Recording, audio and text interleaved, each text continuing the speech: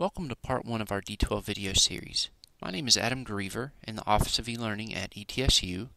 In order to get the most out of this video series, be sure to click down in the bottom right corner of your screen on the gear in the YouTube player and choose 720 HD for the picture to be the sharpest and clearest. You may also want to make it full screen so that you can see it well. This series is going to look at teaching you to use D2L and all the various tools that it comprises.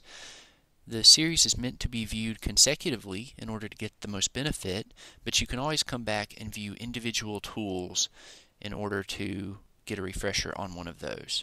The D2L website can be found by going to http://elearn.etsu.edu.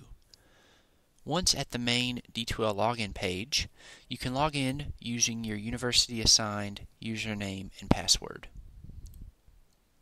Simply type in your username and your password and click the login button to log into the system. Once logged in, you'll be on the My Home page. The My Home page can always be accessed by clicking the link in the top left corner of the screen. On the My Home page, you will find a bunch of small boxes. These are called widgets in D2L, and they're mostly informational on this page. Each one of them can be minimized if there's something that you feel you're not going to look at or need.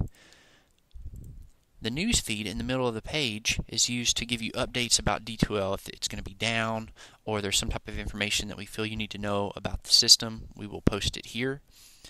In the middle of the screen, you have your My ETSU Courses widget. This is where you gain access to all of your courses. They are broken down by semester, and you can maximize and minimize these as you feel appropriate to open up just the semester that maybe you're teaching on. If you have multiple roles in D2L, they will also be defined at the top using the tabs.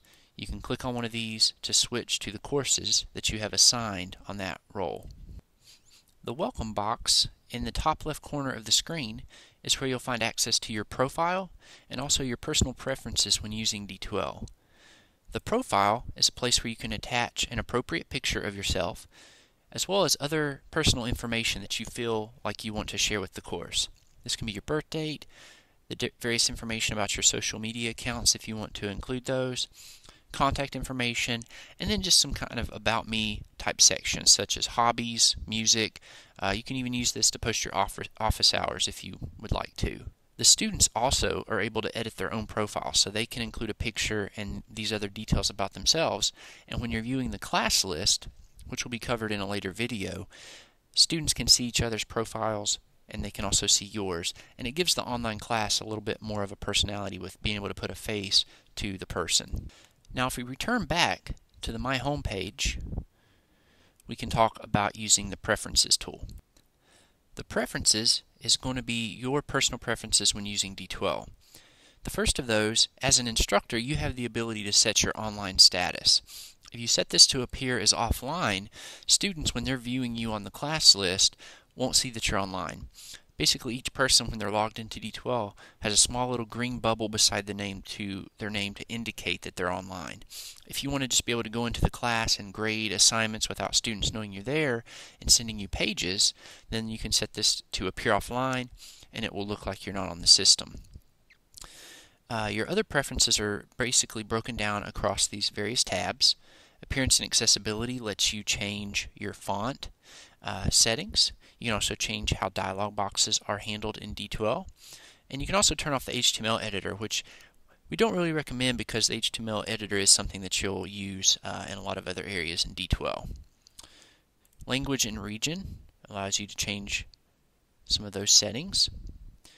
The Discussions tab allows you to change the basic appearance of your discussion tool. This will be covered in a little more detail in a later video.